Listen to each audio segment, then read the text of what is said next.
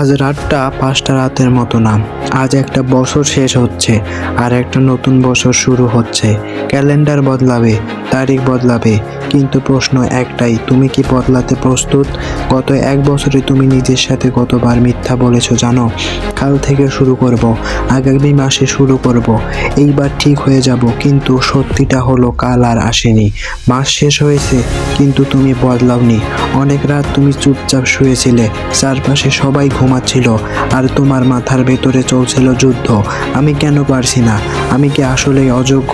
শোনো, তুমি অযোগ্য নাও, তুমি ডিসিপ্লিনহীন। পৃথিবীতে প্রতিভাবান মানুষের অভাব নেই, কিন্তু সফল মানুষের সংখ্যা কম, কারণ প্রতিভা কাজ করে না, কাজ করে অভ্যাস। 2026 তোমার জন্য দয়া নিয়ে আসবে না।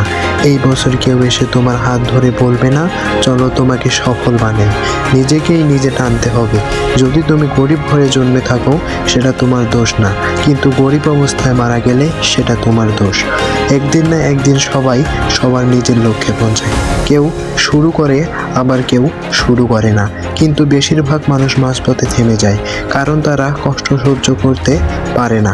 আজ 2026 সাল শুরুর আগে তুমি একটা শপথ নাও।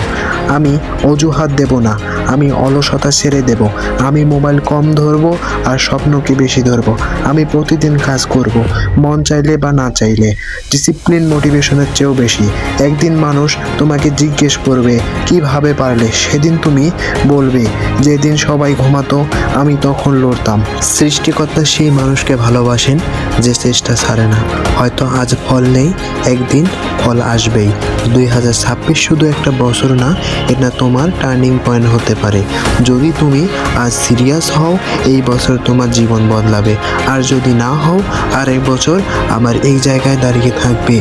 তুমি বছরকে দোষ দিও না, নিজেকে বদলাও, দেখবে তোমার সব কিছু বদলে গেছে। যদি ভিডিওটি ভালো লেগে থাকে অবশ্যই সাবস্ক্রাইব করে পাশে থাকবে।